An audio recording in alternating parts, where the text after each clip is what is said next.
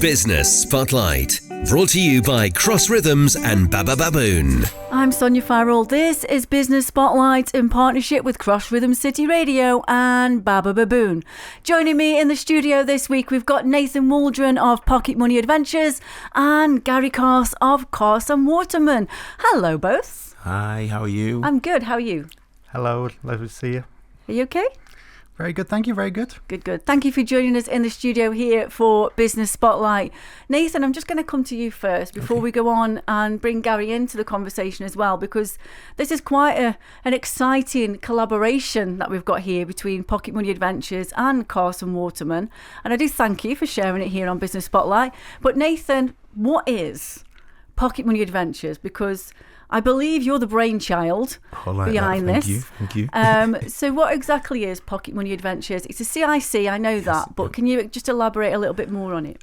So what Pocket Money Adventures is, it's a program what I've developed to help children, to support them with money and their thoughts. And I'm starting really early. So starting with in primary school, early learning reception from ages 4 to 7. Mm-hmm. Now, a lot of people have spoken to me about that. I said, money at 4, that's crazy, and it's bigger than that, and there's so much more aspects. But if you look at the science around it, all children learn a lot in life by the age they are 7, so we can adapt and do that better for them whilst they're in primary school. The other thing as well, with it being a CIC, one of the reasons why I wanted to do that is so I could offer it to the children and the schools free of charge. Now, obviously, you know, nothing's free of charge. In reality, it's got to come from somewhere. So I always look at funding to support that, and also wonderful businesses that I've also been wanting to support and help children throughout their development as well, from part of their corporate and social responsibility. So that's why the CIC was set up, so I can really invest in the community and the future of children throughout the United Kingdom. So what then, like we just mentioned there, so Pocket Money Adventures is a CIC. Yeah. So it's basically yourself and the organisation, you are going actually into schools. Mm-hmm. So as you're going into schools, what is that process? What are you actually doing when you go into a school? Good question. And I don't share this enough because it's always in my head and I'm expecting everybody to know it. So thank you for asking that. So what I do for the schools is create a 7-week program for them. And the first time I go into the school, it's me engaging with the class. So I'll go into there, I'll understand where they are in relation to their thoughts and what they know about money. But it even goes even before that, because we can teach anybody, give them all the knowledge around money, and in the future they'll still make those mistakes. So it's about understanding and helping them with their feelings to make their better decisions. So when I go into the class, I've got a set standard what I do with them and tailor it around any of their needs. So I've got a book which I'll speak about later as well, a series of books. But then the process, what I do with them along with the playing games, is teaching them a process which I've called and developed, which is called Tap Tap Pause.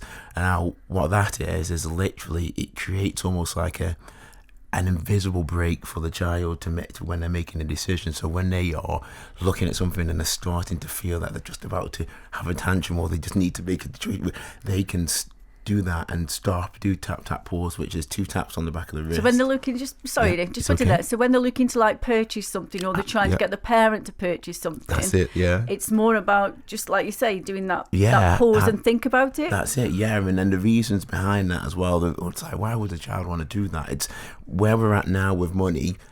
It's completely invisible. Like when I was younger, which is now a long time ago, very long time ago. When you had cash, you had that physical break, that something that you could, which was tangible, that you, when you went to buy something, I was going to the shop and you had £5, you'd think before you spent that £5, you'd have real good thoughts. Now it's just a tap. So literally with children now, we need to reinstall something that helps them to make a better decision before they get to that point as well. And I've been going into the schools and teaching them that, and it's something that they really have taken part of and are using on a continual basis as well, because that's the other part that I want to do with this, and that's why it's over a 7-week period, so we can see the growth around it. It's not just a program where you go in and say, oh, thank you very much, that was wonderful. This is something that we want to do, which is a continuous growth, and they can recall and do this naturally themselves. So from what you're saying then, the whole CIC, from having sort of getting this as well, it's about that education process. It's about educating on finance. Yes. And we have heard, and I don't know all the ins and outs of this, I'm going to be totally honest, but I have heard about it, the new laws that are coming into place in 2028 and everything. I mean, I'm just going to ask you, Nathan, because I'm aware that, you've been in finance as well yourself for sort of over 2 decades and everything. Making me feel really old now. Making Sonya, you thank feel old and stuff. But your experience in that, is it because of that change in the law that you're doing it? Or is there another reason why you wanted to sort of bring Pocket Money Adventures into schools? That's brilliant. Okay, so there's 2 parts of that, definitely. And the curriculum, with the new curriculum that's coming into all schools in 2028, where we're going to be teaching children about finance, which is really important, but that brings its own problems as well, but we've got to be thankful for that. So the reason why I started the whole Pocket Money Adventures, it's a bit of a personal reason. I'll quickly share that with you. So yeah, sure. We were on holiday as a family, and as you do as a family, when you go on holiday, you're a bit more freer. You've budgeted your money. Children can have a bit more, can't they? Because you're on holiday. So I was out in the shops with my daughter and said, as you do, have whatever you want. Children take that literally sometimes, don't they? So we were going to the shops, and then in the third shop, my daughter came up to me and said, "Babe, you don't even want this. You're just picking something for the sake of picking it." And she actually turned around to me and said, "Oh, it's okay. Just tap it."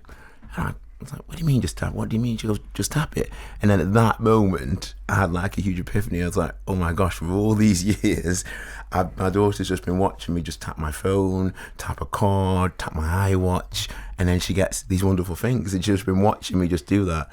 And even though I've been trying to teach her around money, I haven't taught her around the process and what that was, how to get that. So that's when I started to realise money was invisible. And I realised it just wasn't my child that was doing it. That's all children. Even I've got an older son. He's even a teenager now, and he's worse in the fact that he'll be, say, on the PlayStation and just buy things for the sake of buying it, because there's no physical break. There's nothing for them, and we've got rid of the value. So it's almost like how I've looked at it is, when you go to a casino, they take your real money, and they give you plastic chips. And the reason why they do that is because a plastic chip has 0 value. So if you had a handful of £20 notes or 5 blue chips, it's easier just to put 5 blue chips on red than it is to put the handful of cash. And that's what's happened to society, our younger society now. There's just no break for them. So that's why I wanted to start that and help children. And I did a lot of research around that. And yeah, as I said before, that's with everybody.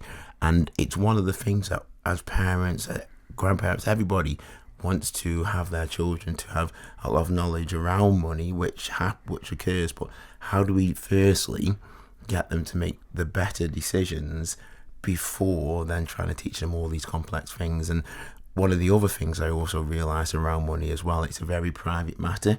So whatever you go through in life, it's really important. Like, some people will have great experiences with money, so they will tell great stories. Some people will have negative experiences with money, so they will tell negative stories.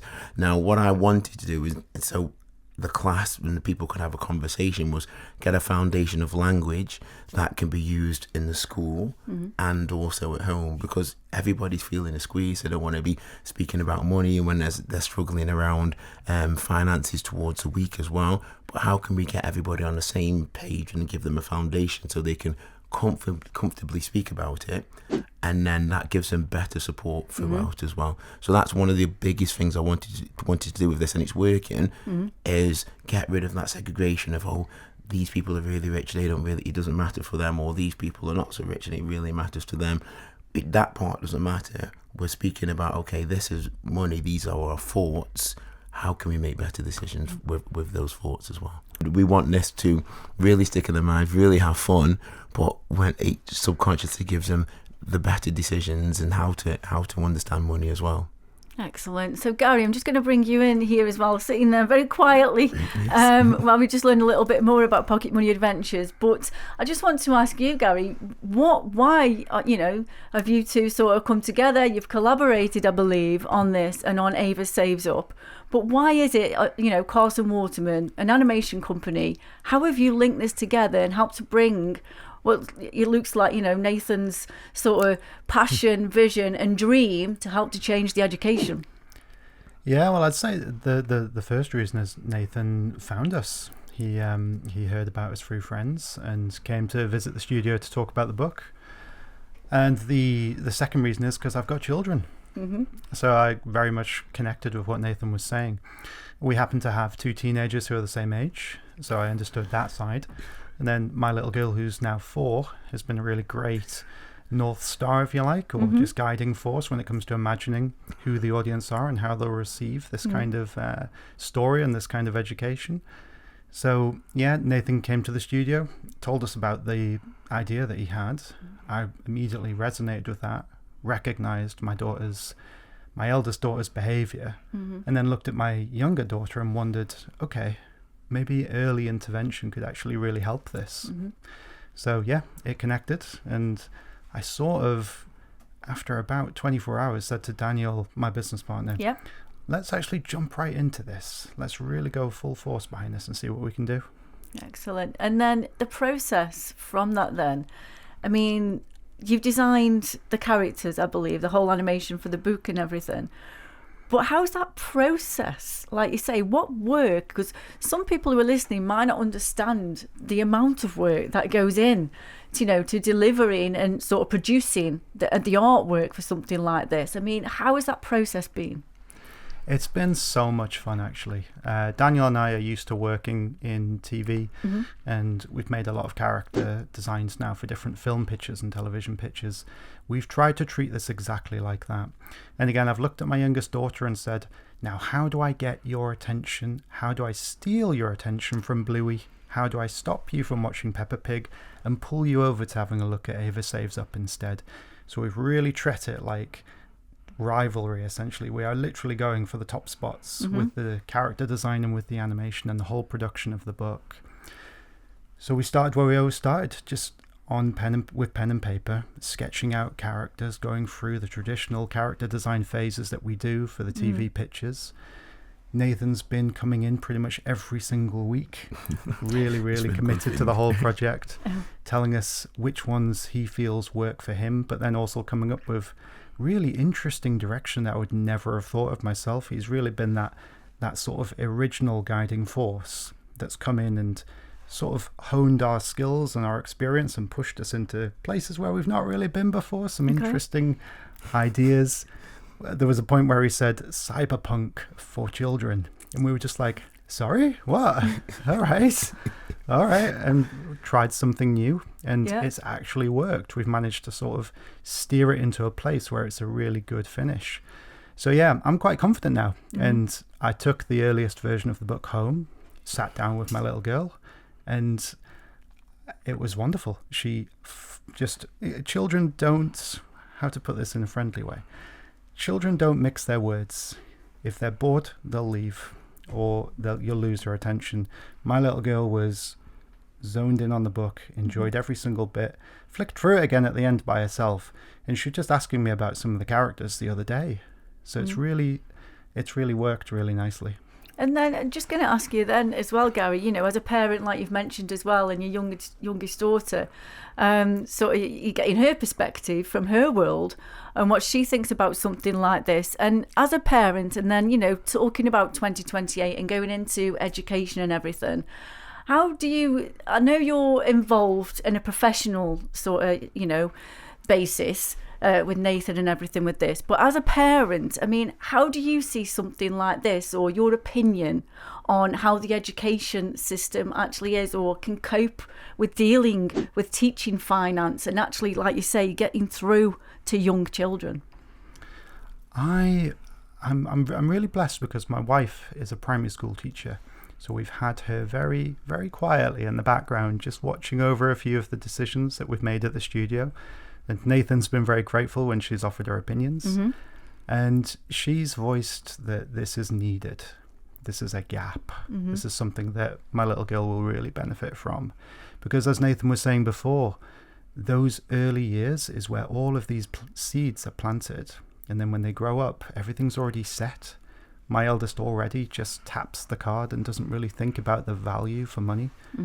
And I think, like Nathan was saying, regardless of your background, your financial circumstances, you should really have a bit of you should have more of a conscientious, what would you say, just process when it comes to thinking about what you're spending and how much you're spending for what, just so that we can live in a bit more of a, if nothing else, just a better world, for lack of a better way of putting it, where everyone's not being quite so wasteful and being so disposable with everything that they buy. And I'm just going to come to you, Nathan. Just one more thing to ask you as well. You mentioned earlier about those stigmas or those barriers where perhaps talking about money can be, yes, it could be personal, but maybe some people are more and more closed off about sort of discussing it, whether it's with even their own families or everything. I'm just going to ask you, because of your background and you've worked in finance for years and years, but just going to ask you, why do you think that is? Do you think, are people now becoming more open to discussing financial matters, or are there still those barriers there? I think there's definitely those barriers there. I think with money, the one thing that puts money in a world of its own is the emotion connected to it. Now, I was going to say it's a piece of paper, but we don't see that piece of paper much anymore, do we, what we're doing? So with money, it's the only thing that really does carry an emotion. It can make you wonderfully happy. It can make you wonderfully sad. It does, and regardless of what people say, we need that every single day as a money to survive and move forward. The barriers are still there, because I do think in the world, there is still that stigma of, gosh, I'm really struggling, I need to put on a brave face, I don't want to be speaking about my financial troubles to my child. That's obviously what some people would do. That's not a negative or a bad thing. That's what the person thinks is a strong thing to do. And then some other people might be on the other side, and they can have millions and millions of pounds and think, well, I'm not going to show this because I don't want my child to think life's really, and it can be completely the opposite. So it's the emotion, and now those are the single barriers there. So how can we get rid of those barriers? I don't think we ever will, but what we can do is come before the barriers start to be there and give that foundation. So what I was saying before was, okay, can we put everybody on a playing field in an area where they can all speak? It doesn't matter if you've got lots or little, it doesn't matter. And you can have a standard language between the school, the parent and the child as well. And that's what this creates. And it doesn't eradicate barriers, because I don't think in a world we're still always going to have barriers, but it gives a knowledge to understand the barriers better. And that when you're older and you come to these barriers, you'll have the confidence to go, well, actually, this comes from here. And that's what we're all about as humans, aren't we? When we actually grow up, as long as we've got reason for something and we can understand it and track it back, it becomes natural, and we can understand the process of why we're doing it. So am I trying to get rid of the barriers? No, and I don't think anyone will be able to, because there's always going to be some sort of money in some way in this world, or whatever world, if you believe whatever it is.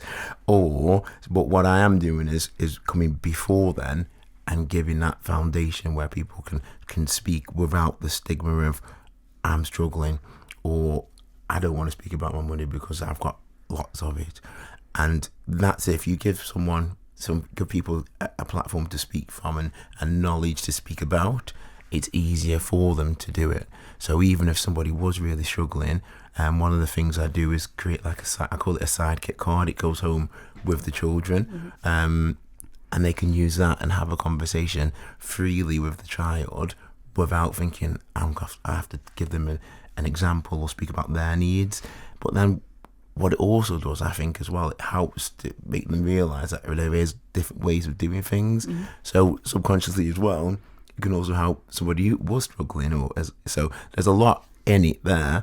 But yeah, I'm not going to be able to get rid of any barriers, but I will definitely be able to help people before they start to hit those barriers. And just quickly as well, just one more thing I just wanted to ask, because you are both local as well to the area, Stoke-on-Trent, etc., North Staffs. But I just want to ask, as that as well, and as two sort of local organisations coming together and collaborating, how have you found that, and why do you think that's been an important factor? Gary, I'll come to you. Goodness me. So two local organisations, and how's it been a benefit, of coming together and collaborating with each other?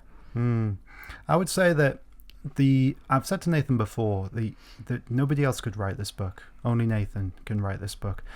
Of course, I can create the book, I can do the drawings, and I can do the writing, but I can't teach people about finance. It has to be Nathan's voice, and it has to be Nathan's expertise to actually put words on the page that mean something, that have actual, that are believable, if you like, have credibility. And it's lovely to see someone who has, brought their own business up in the world, done what Nathan's done, like you said, 2 decades in finance. It's very interesting for that piece, that kind of person, to then come over to where we sit, which is a little creative hub in Stoke. It's interesting to have those 2 pieces put together like that, because again, Carse and Waterman would never produce a book about finance, but you bring Nathan into the picture, you put us together, and now you've got a creative studio that does stuff for TV putting out a book about finance for children. And that's such an interesting thing to have gotten in the kitchen, if you like, out of the 2 of us coming together like that. Anything to add, Nathan? I just think it's one of the things I've really started to notice around like Stoke-on-Trent. There's so many people doing wonderful things, and I just feel like we don't speak about it enough. So I'm glad that you've got us both on, because I think this is a wonderful thing. I'm not obviously it's a bit biased, it is for me, but I'm just saying it is a wonderful thing. But I was able to go to this studio. I had the confidence. I was firstly to knock on the door, okay, to be able to go there. But then they took the time to actually listen, because they could have just gone, he's this crazy guy. Like, no. But they took the time to listen. Now, bearing in mind, like the Carse and Waterman have worked with like Disney, BBC. So I'm not talking about the working with just any random person. To then be given the time to go and share my idea, it wasn't a pitch, but then also be listened about it. That was fantastic. So really thankful for that. But then also as well, I don't know about that area. So sometimes I will go in with a great idea and Gary said, oh, this is great. But sometimes you can be grounded and be told the truth around it. And so much things that I've learned from Gary and his world as well, which I've been able to put across in advance for the books and future books as well.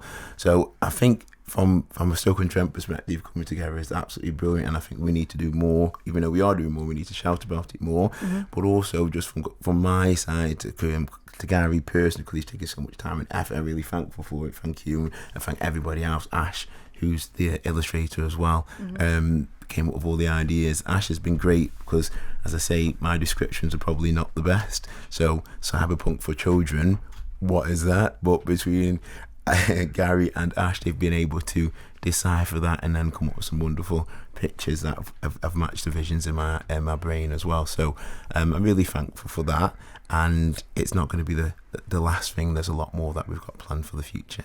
So come on then, Nathan, where can people find out about Pocket Money Adventures? Where can they go and find you? Yeah, so literally www.pocketmoneyadventures www.pocketmoneyadventures.co.uk and all on social media. So we've got LinkedIn, Instagram, and our YouTube channel as well, all at Pocket Money Adventures.